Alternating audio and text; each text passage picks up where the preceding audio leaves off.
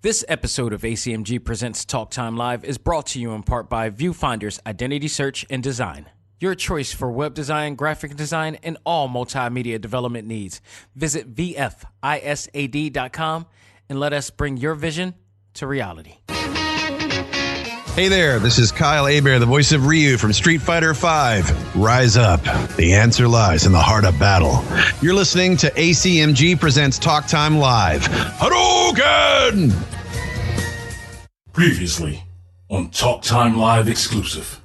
You guys, since we last talked, there's a ton, like I said, there's a ton of games that have come out, literally on the Switch alone. That's true, yeah. Ugh. How has that outcome, and I know you've been checking out some games yourself along the way, but how has some of the games that have come out affected the way you guys thought about, developing Cat Quest, or even the other projects that you may have in mind?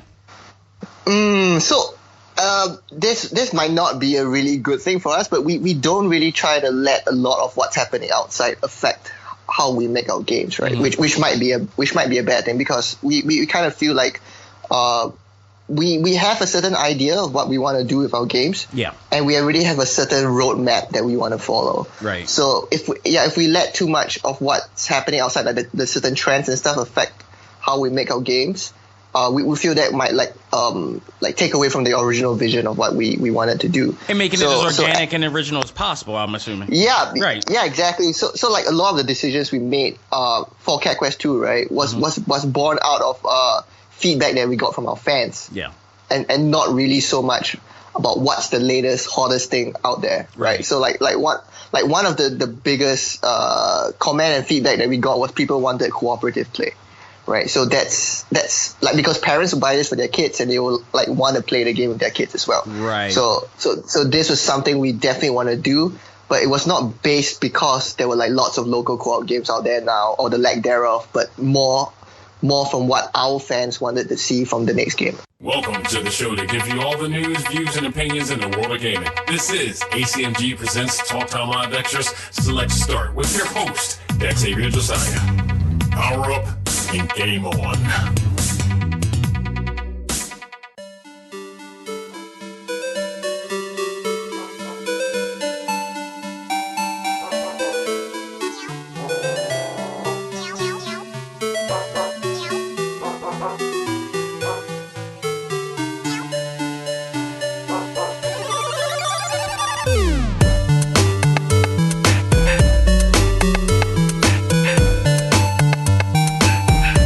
Ladies and gentlemen, welcome back. This is A.C.M.G. Presents Talk Time Live Extra. Select Start. I am your host, Xavier Josiah. Folks, I hope you're having a great week. If you are a wrestling fan, you are possibly having a tremendous week, because you're being engulfed, overwhelmed, and in the case of I'm Gonna Get You Sucker, over gold, with a lot of professional wrestling. We are expecting some great things. This is the most important week for wrestling fans in years, historically. Monday, we were supposed to have a revamp, all new package version of Raw, which really wasn't the case. It was just, new wrapping, new graphics, same crap that we normally do. Impact Wrestling premiered last night, showing some of the behind past scenes of what we should expect from that, which is, kind of the same thing, but still better than what I've seen in Raw. Tonight, this is Wednesday that it is recording, so if you listen to this a day after, you already know what was going on if you're a wrestling fan, but if not, this is the night. All Elite Wrestling premieres tonight, head-to-head with actually NXT. The Wednesday Night Wars begin, people, and I can't be more happier about that. And then it just gets better. By Friday, we're going to get the new SmackDown, so hopefully that is better than what we saw Raw, because Fox is running that. But I'm so ecstatic, I'm so excited about tonight that I am rocking every single wrestling game that I own right now. Right now on my TV, on my monitor in my office, I am playing, or not even playing, I just have it on right now. Ring of Destruction. Yes, Slam Masters 2 is on my screen right now in honor of this day. Really fun game to play. What a Capcom classic, a Capcom cult classic, not to mention one that has never been in the States. I do not. If it was on a rare few arcades back in the day. But this is a classic. One of the games I highly recommend if you're a wrestling fan and a gamer to go out of your way to find and play. Another one I want to say, hybrid wrestling. Like, what is it? Pancrase hybrid wrestling. Now, I don't know if you understand what Pancrase is, but Pancrase is one of the original mixed martial arts promotions. Now, granted, it was sort of a predetermined deal, but it's also had actually what is called shoot fights in there as well. You have Ken Shamrock, you have Boss Rutan, Minoru Suzuki, who was like one of the founders of that. Minoru Suzuki, who you see now in New Japan Pro Wrestling, he's one of the founding members. He was one of the founding members of this guy. A lot of UFC legends and professional wrestling legends as well have graced that promotion, and it's absolutely awesome. So they made a video game for that. That's how popular it was, and it's one of the most eccentric and unique wrestling games out there. Has a creative suite. It has somewhat of a life simulation type of thing, along with the fact that you're going to be fighting as well, and it has commentary in there. It's really cool. Highly recommend that to anybody who's ever played any Fire Pro games. Is another one highly recommend. But go out of your way to play it.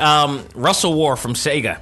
Stuff like that. Go out of your way to play a really cool wrestling game today, because this is the day, this is the week to do it. Absolutely the week to do it. So I gotta love it. Shout out to all you guys out there. Also, I want to give a special thanks if you heard the previous clip.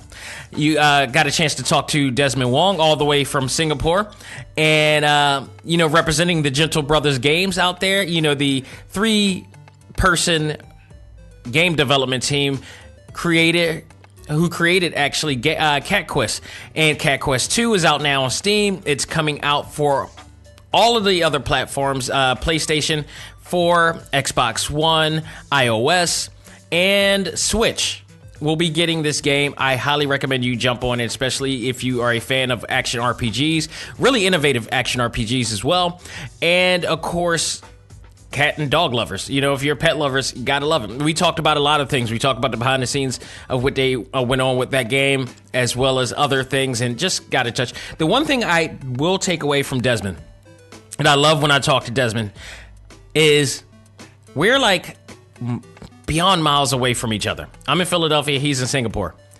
How is it that he has absolutely, and I spoke to other people in other countries or even closer states and cities, how in the hell is it that I talked to a guy from all the way from Singapore with the most outstanding audio I have ever heard, probably more than anybody? And I talked to voice actors here too, and I had some great voice actor audio in here, because they make sure that their audio is absolutely phenomenal and tight, no matter where they're at.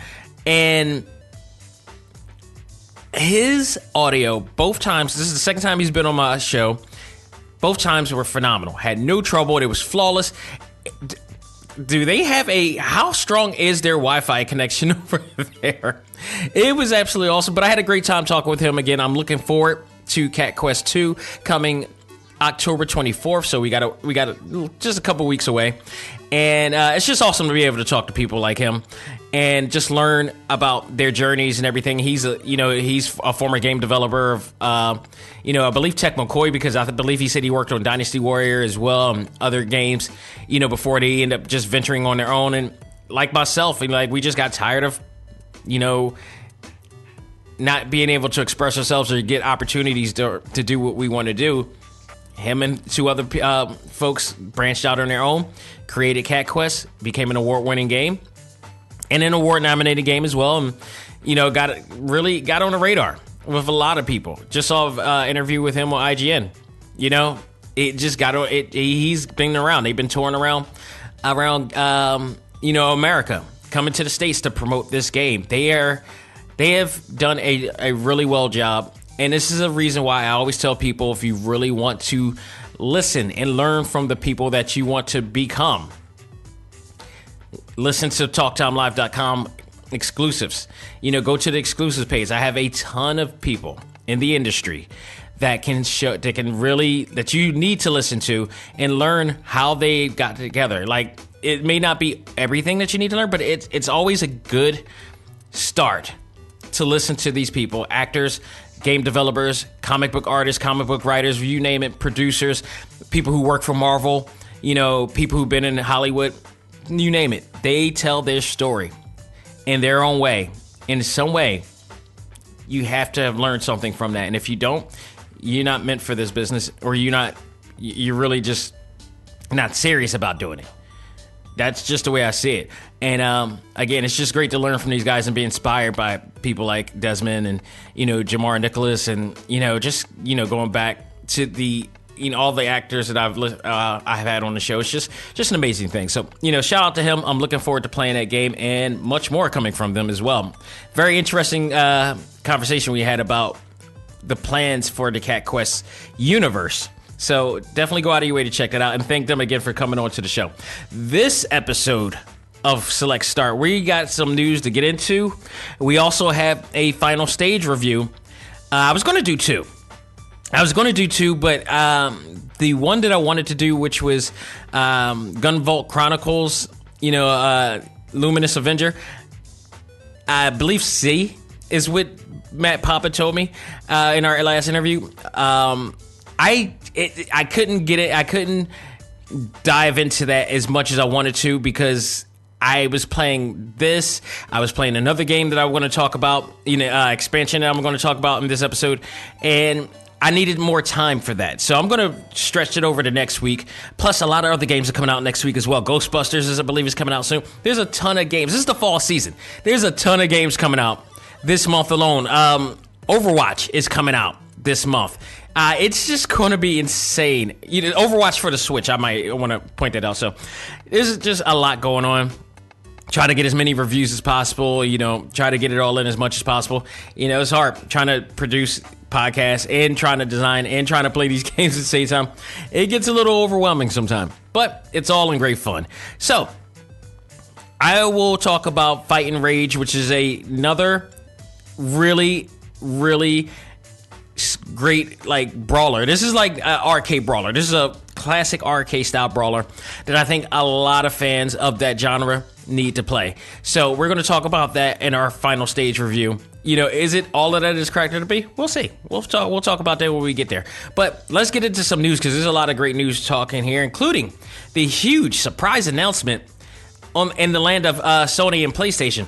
Sony Interactive Entertainment announced that Shawn Laydan steps down as chairman.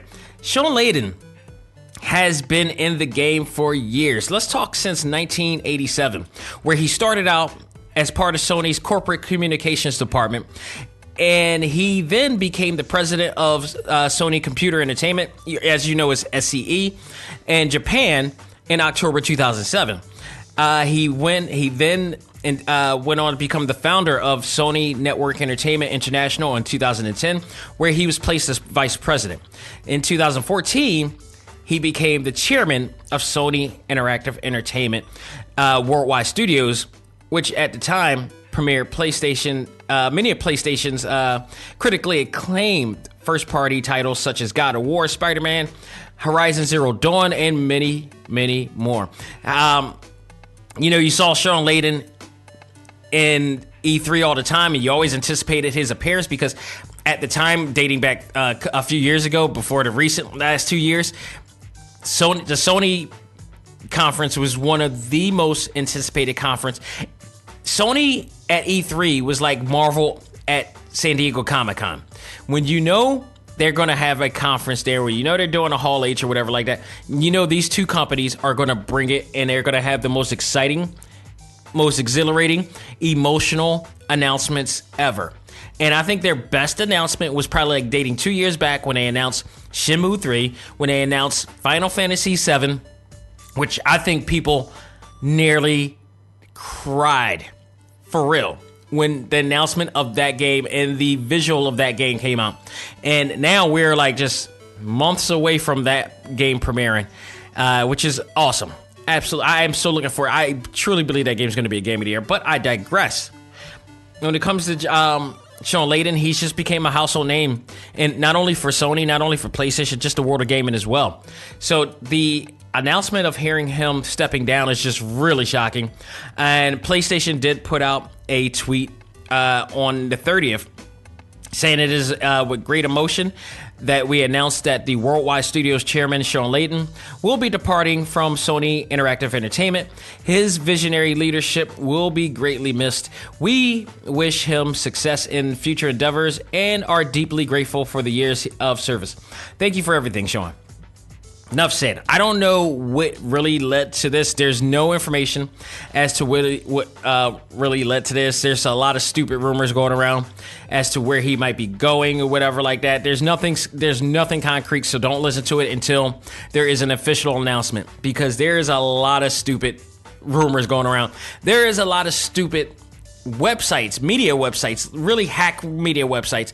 And let me tell you this.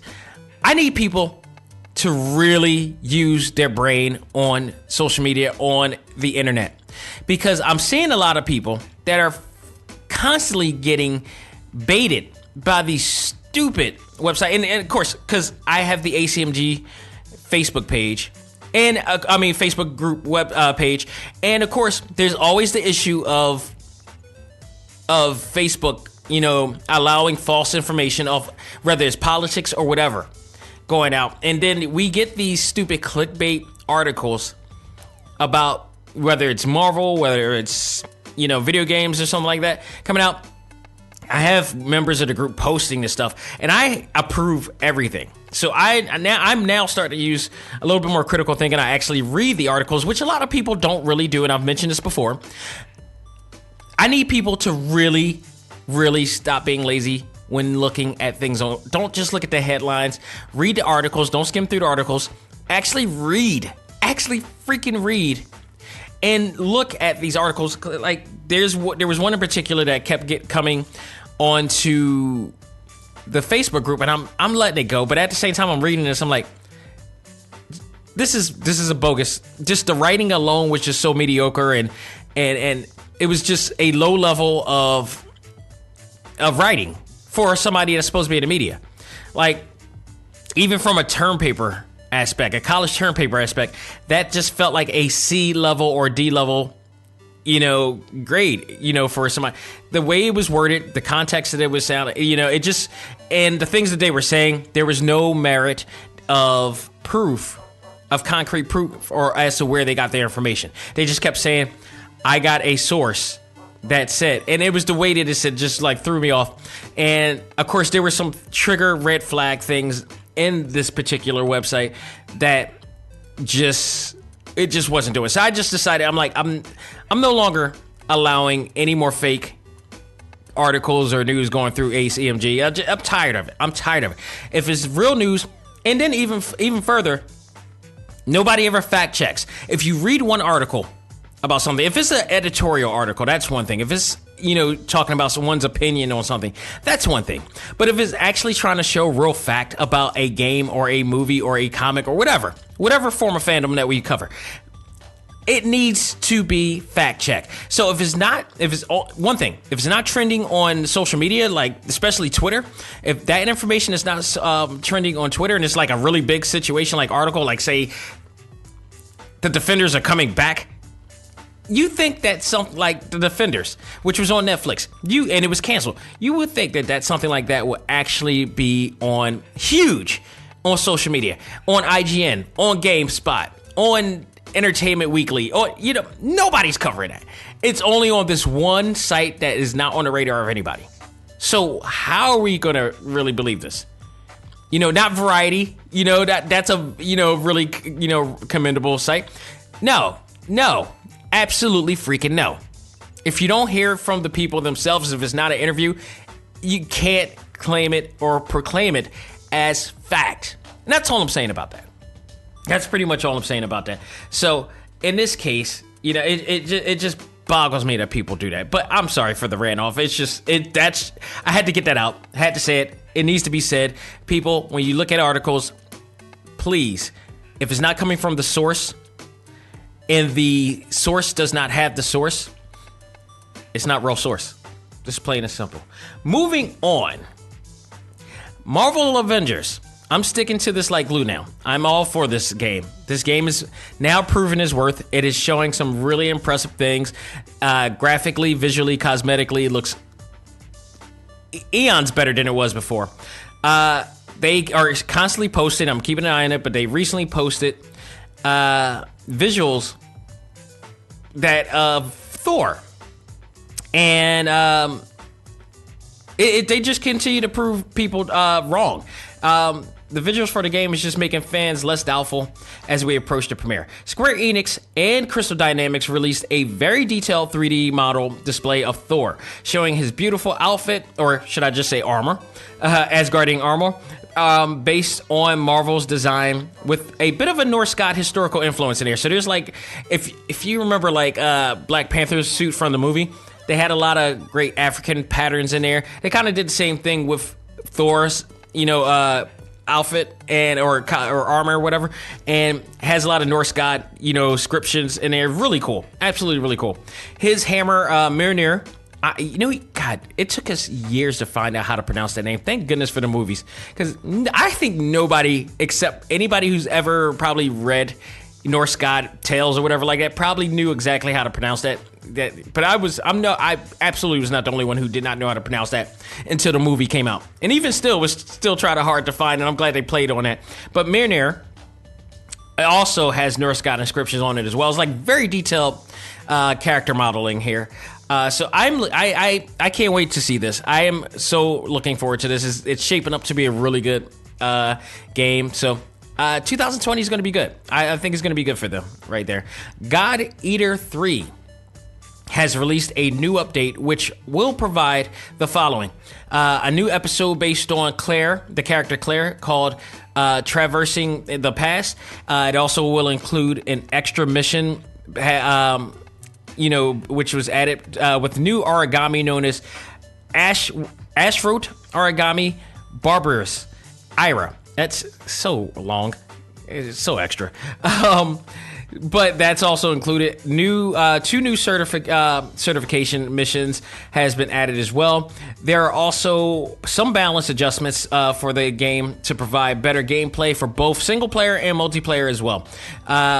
It is actually, believe it is available now. So you have that available for that. Bandai Namco has also announced that more updates will be coming soon for the game as well.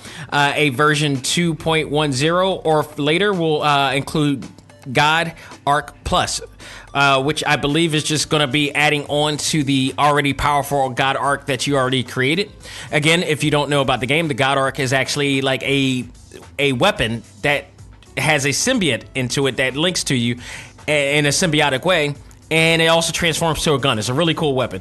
A special mission called Challenge to the Hound, which is like a high difficulty mission, which I will probably not be playing. Speed adjustment options and on the lock-on camera. And character building will become reset capable. This is absolutely awesome. I like this idea. I need this to happen more often, including gender settings. So if you're already playing the game, you could go back and reset the entire character avatar that you already created to something different. If you want to change the hair or something like that, you could do that. So I hope more Bandai Namco games and more games actually start doing that as well for your experience. Also, another later update is coming. 2.20 or later will include New Game Plus. So that is pretty good. And a jukebox feature. All that will be coming soon for the God Arc 3 game expansions. So, and the recent one right now, the which one? 2.10 is available now, I believe. So you could go ahead and check that out right now if you own the game. Which I highly recommend you own the game if you're a Monster Hunter fan or such. We reviewed that game a while back. Absolutely loved it.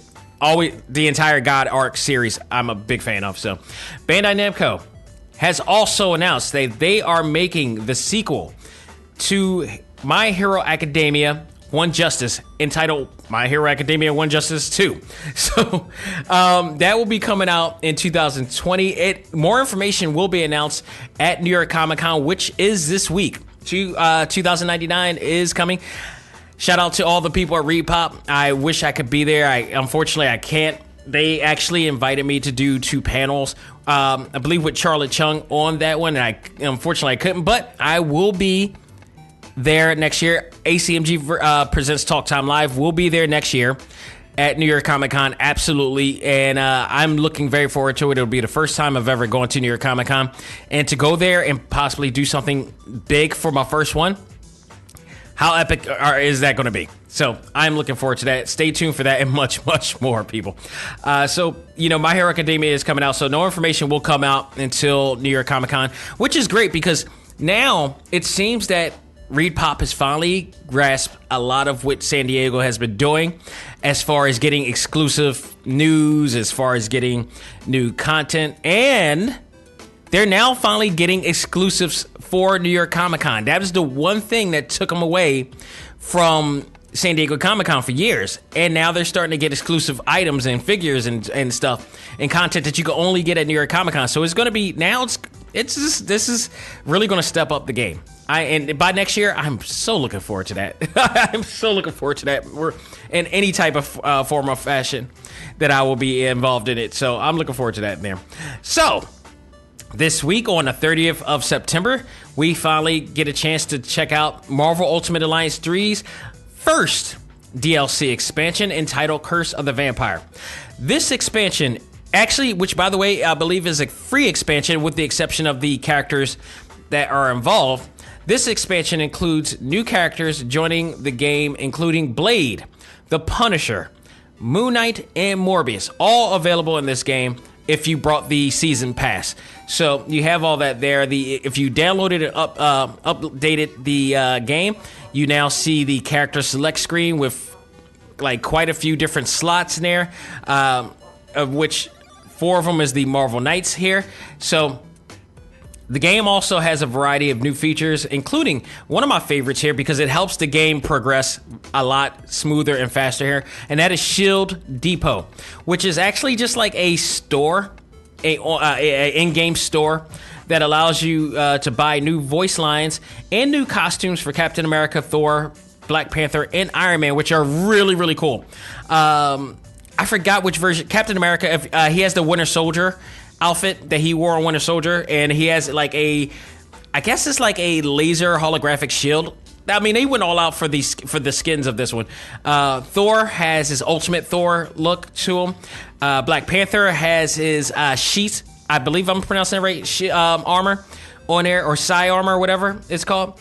Then Iron Man has the extremis armor as well.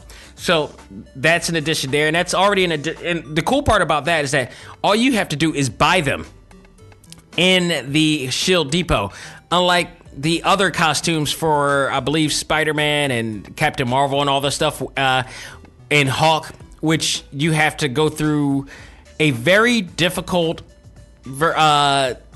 Infinity board to do it. Like, you got to be high level to some extent to be able to play that version.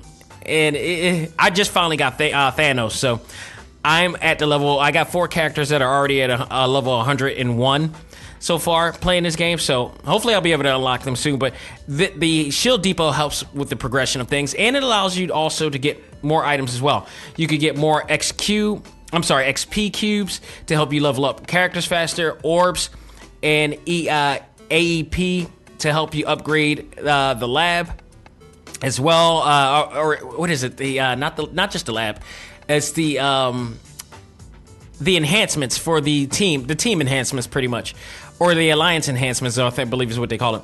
You get also rare ISO 8 crystals and more. The game also comes with a new scenario for the game through the game's gauntlet. I thought it was in a nightmare level, but I found out that there's no new cutscenes or whatever.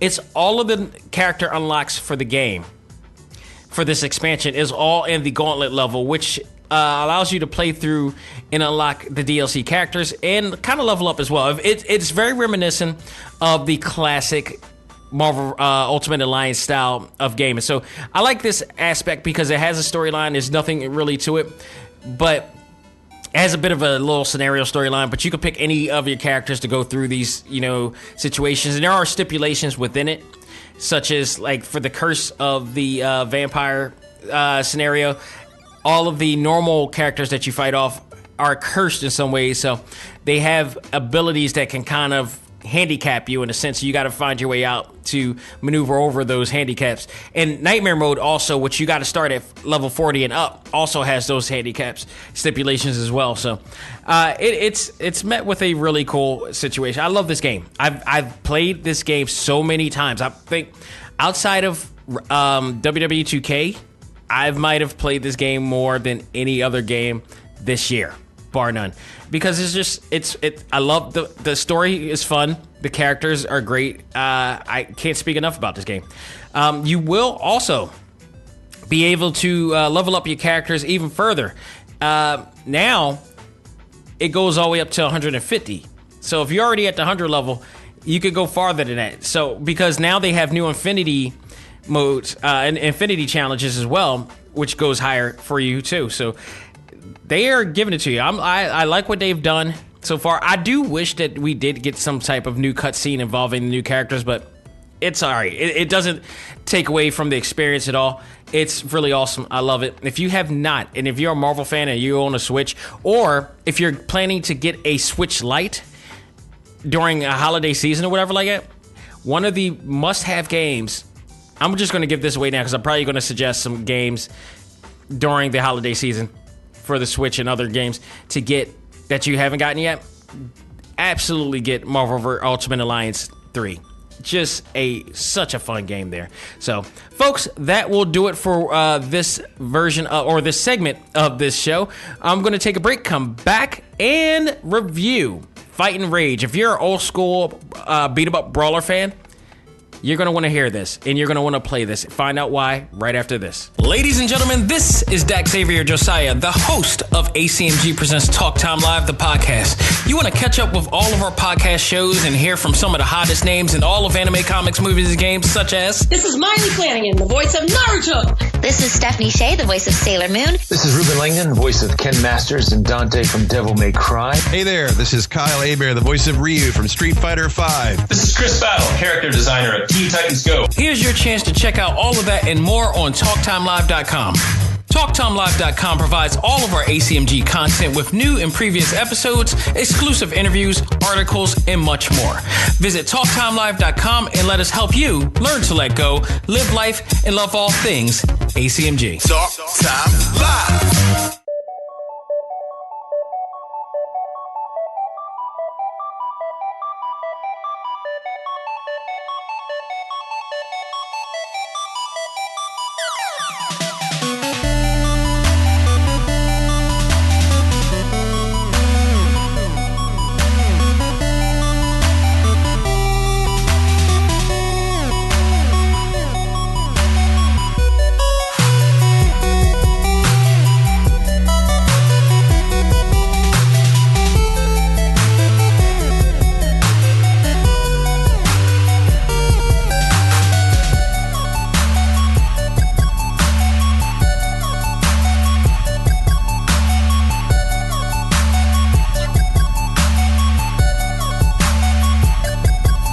All right, folks, we are back with our final stage review, and it is my review of the latest indie-developed arcade brawler for all cult classic fans called Fight and Rage.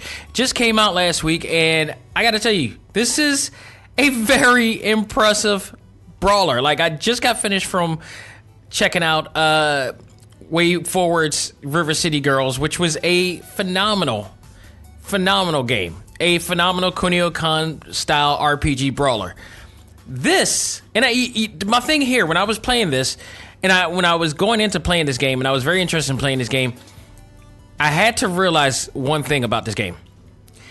And try not to compare it entirely to River City Girls, because although they are both brawlers, when it comes to Kunio-Kan games or the River City games, they are a different type of brawler. These are RPG brawlers.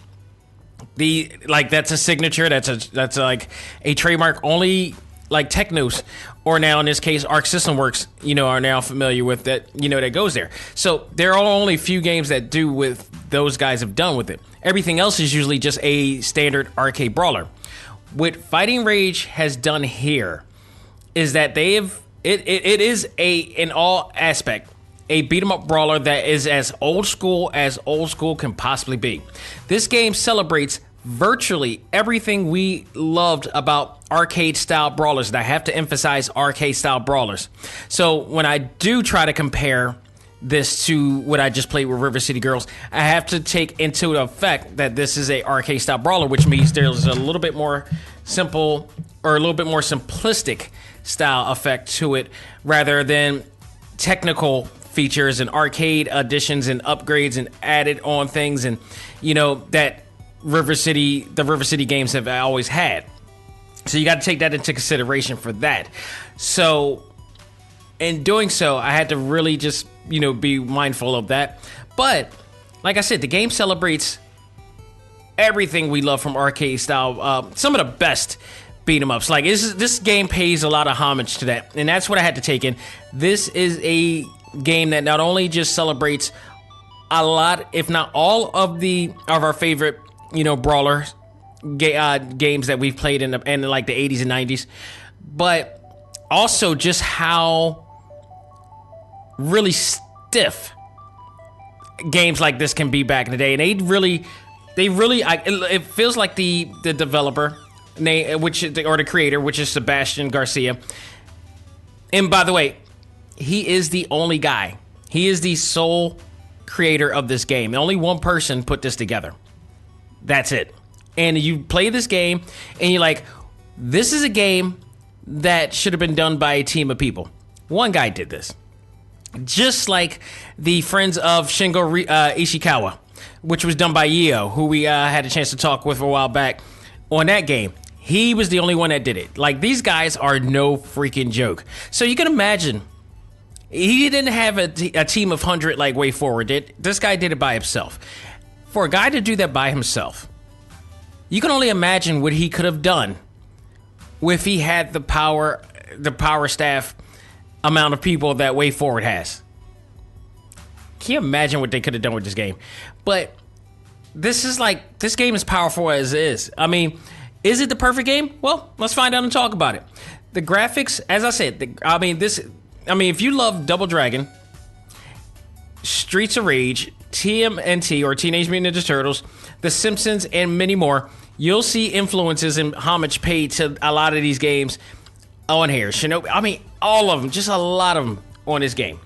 The graphics, design, programming was impressively done by Sebastian Garcia, and the soundtrack was created by Gonzalo Varela. So, it's a two-man team. One does one thing, the other one does the other. And they brought this together, and it's incredible. Just the significance of this game and the design of this game is just incredible. The story, pretty old school, cheesy 80s, 90s style thing. In a post-apocalyptic world where the mutant outbreak on Earth occurred after the events of what is known as the Big Pulse, which destroyed evolution and technology as we know it. Humans are now enslaved by mutants led by the mutant lion, known only as the Boss.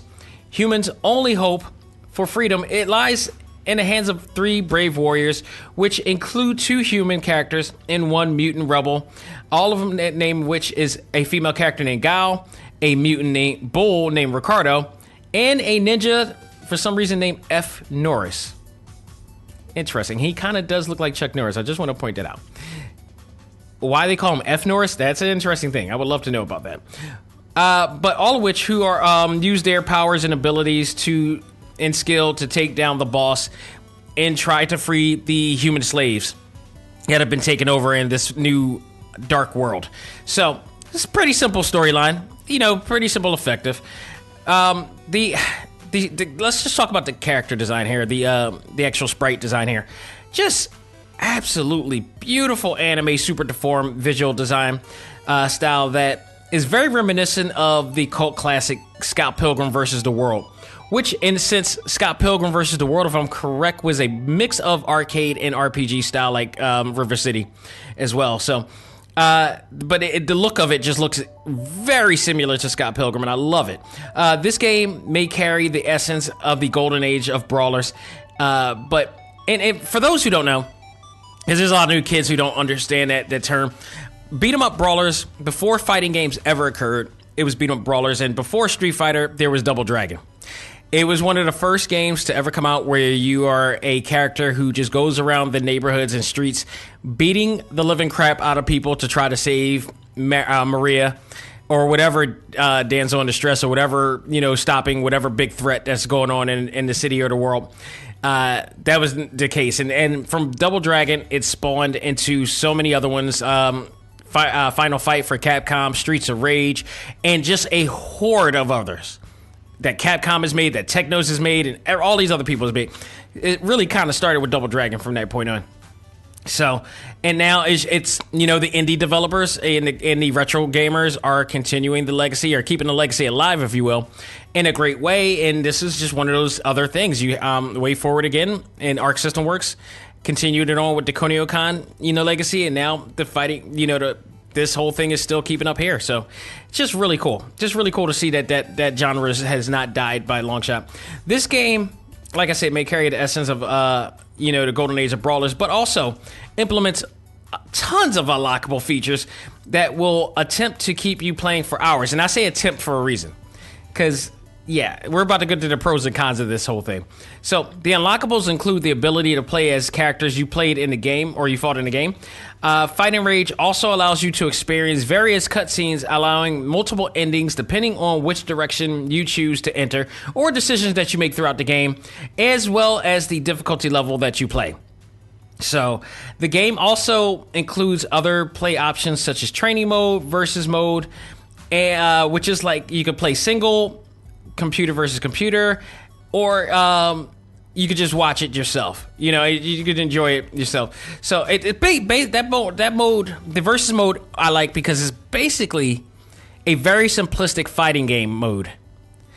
That's basically what it is, and I like that. So they add a fighting game element to it, which is pretty cool. So let's get to the pros and cons of this game. The pros, again, I mentioned fantastic character design. Absolutely. For that was the lure for me. When I saw the trailer for this, that was instantly the lure for me. Whether what I was getting to, I was like, okay, this visually looks great for me. I want to check it out to see what's to come more.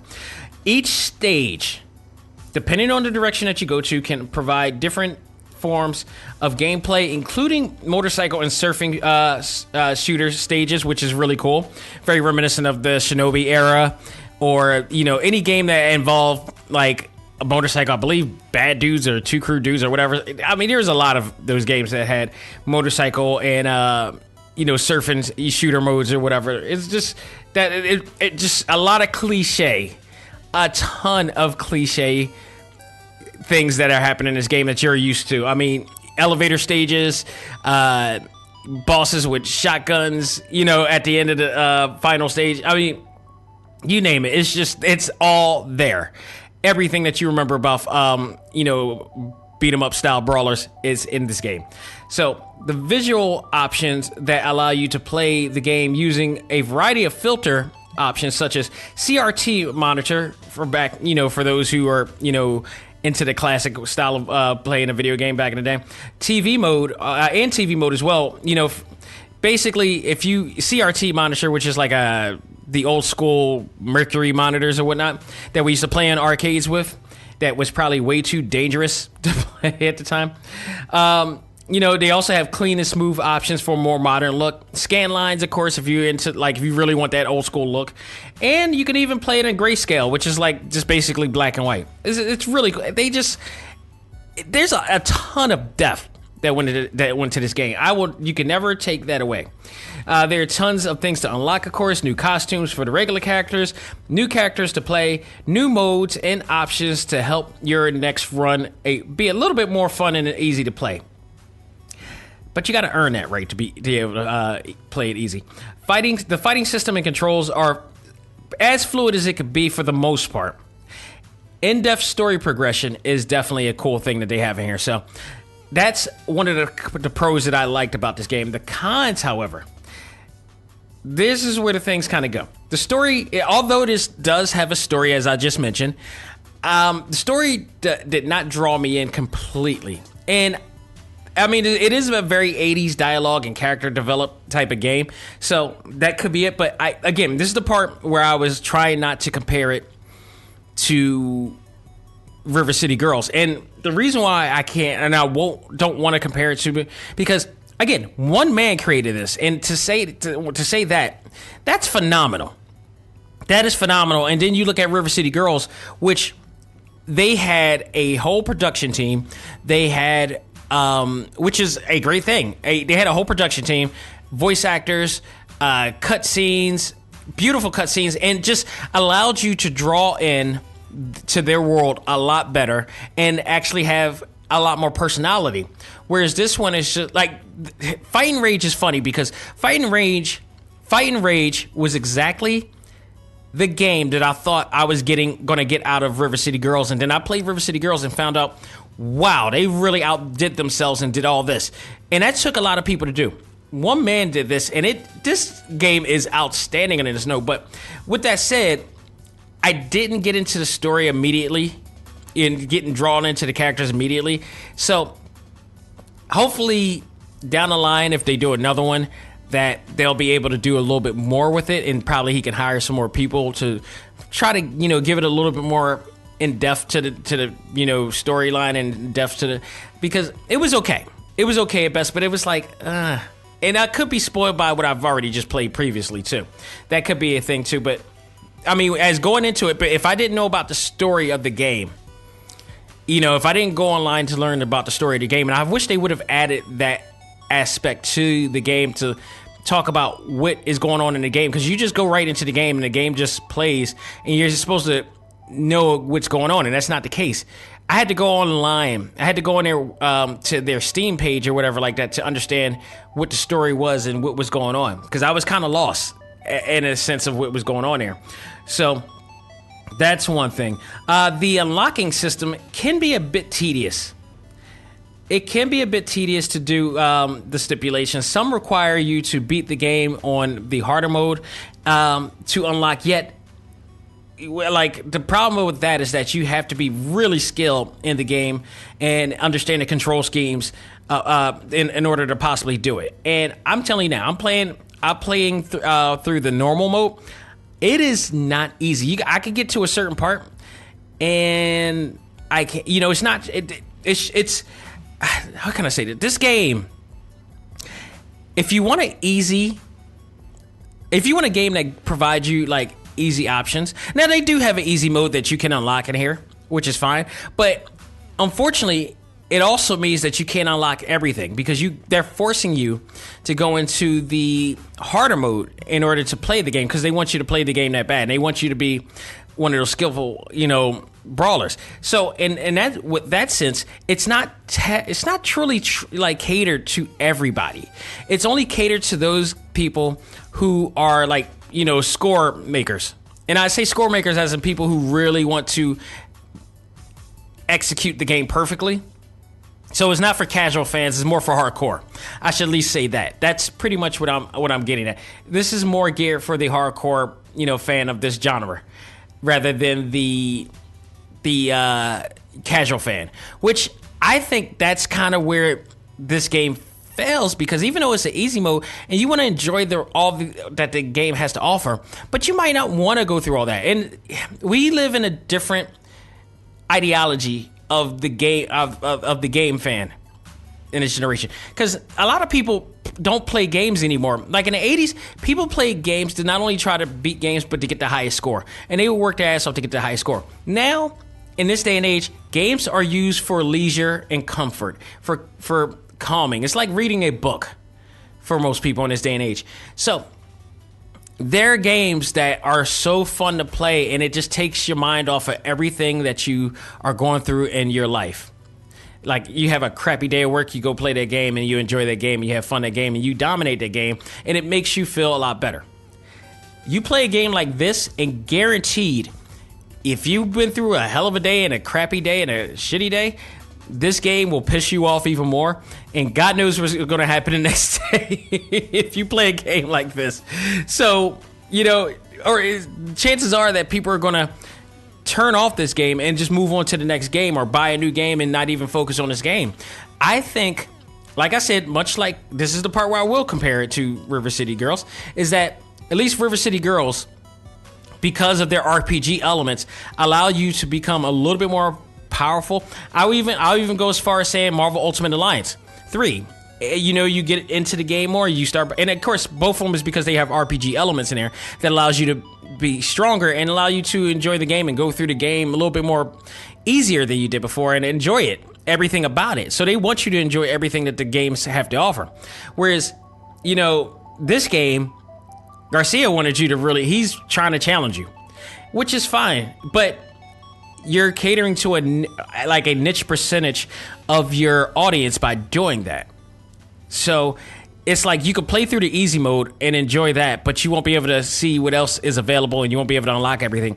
I wish that in that case, I wish they would have had a different system towards doing that. Because the other problem too with this game is earning money. And earning money in this game to unlock items is very slow paced in this game, meaning that you will have to play through the game from the beginning in order to gain more money in game currency to unlock it. If you continue to play the game through, the game or the run of the game without starting over, every time you lose in that stage, you will not earn nearly as much money as you would completing that stage. And then when you complete the stage, it's not that much money, so you're just grinding.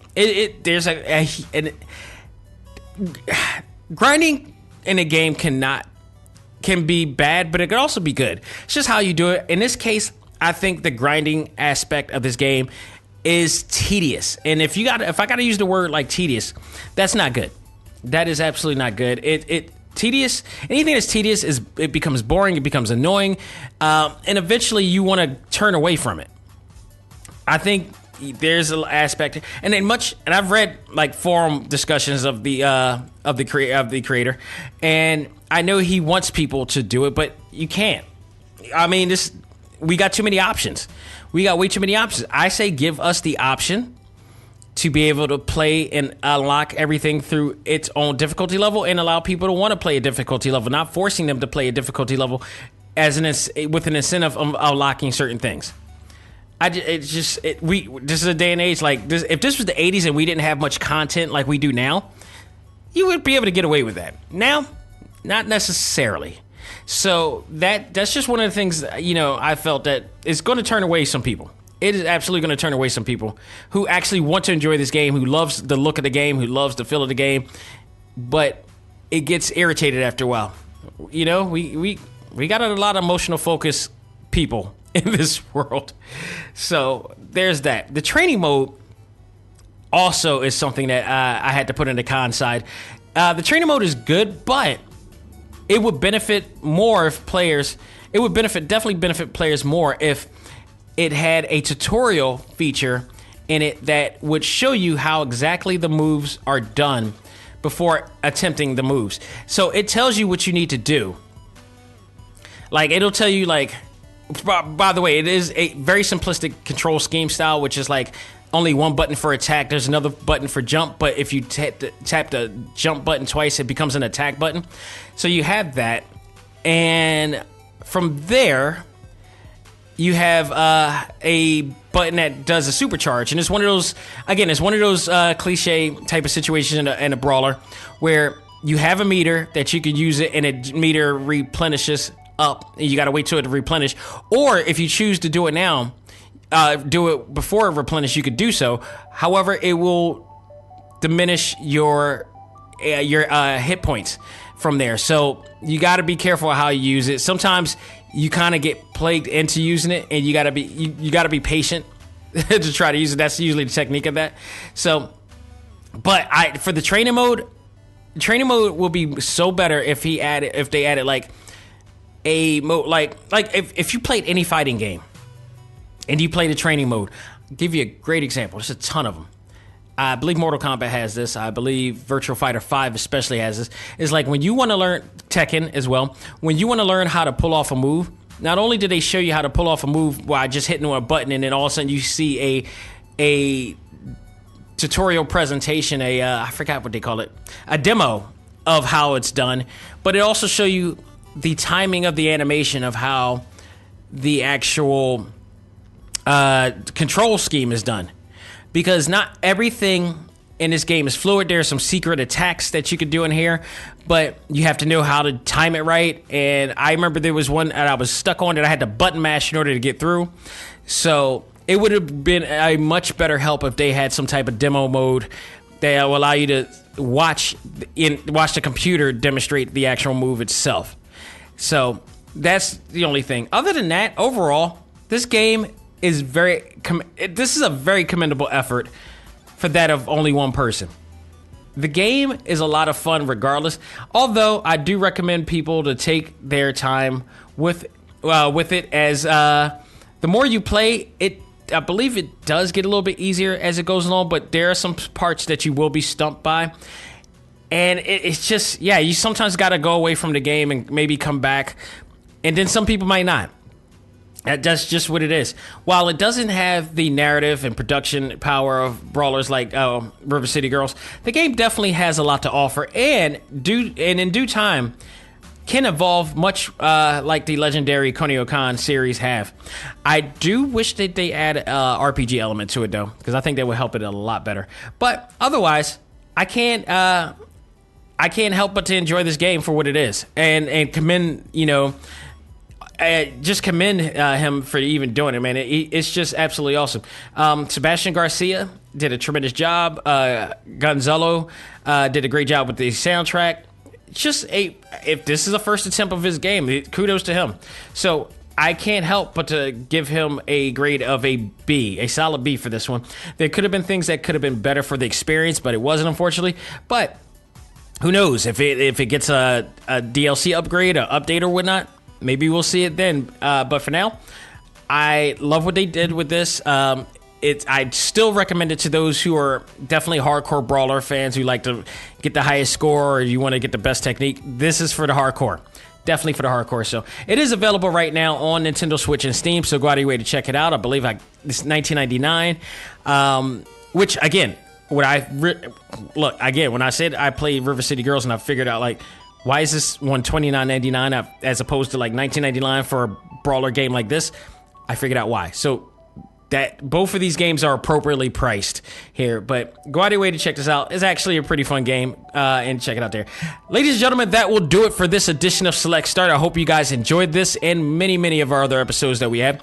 Go out of your way to check out the interview with Desmond Wong of the Gentle Brothers. Once again, thank him for waking up 10 o'clock in the morning at Singapore to talk with me about Cat Quest 2, which will be coming out October 24th. It's coming out. Highly recommend it. If you played it before, you got a lot of things in store for this one as well, so look out for that.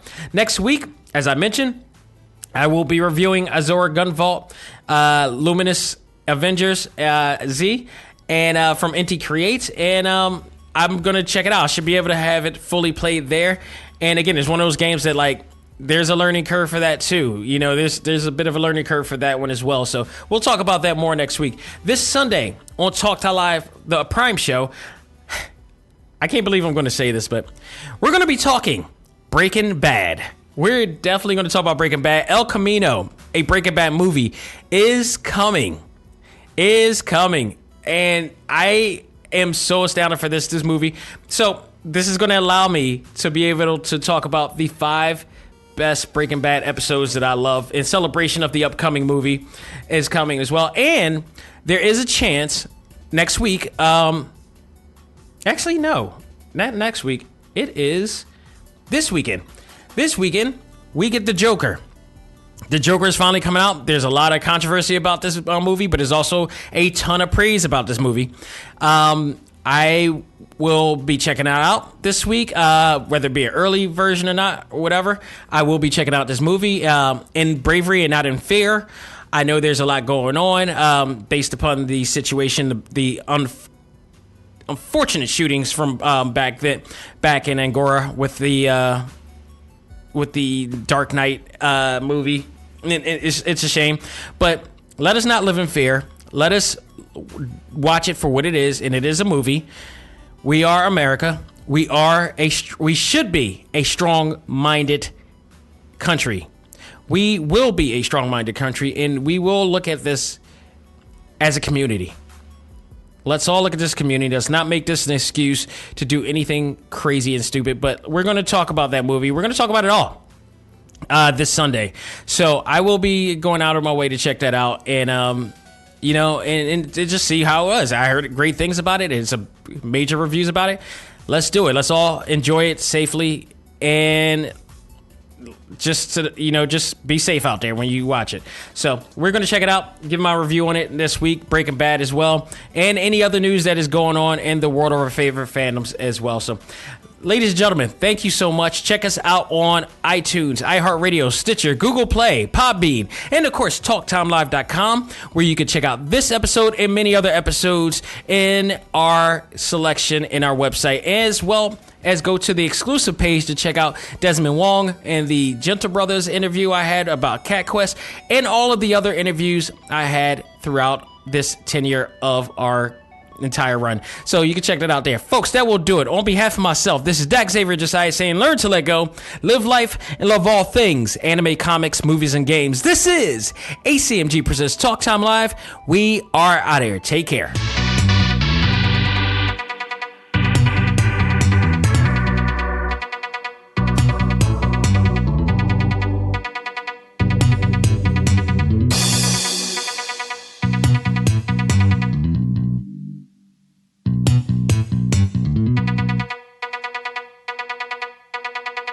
Music for this episode is provided by Game Chops. Check out these great chiptune tracks and more at music.gamechops.com.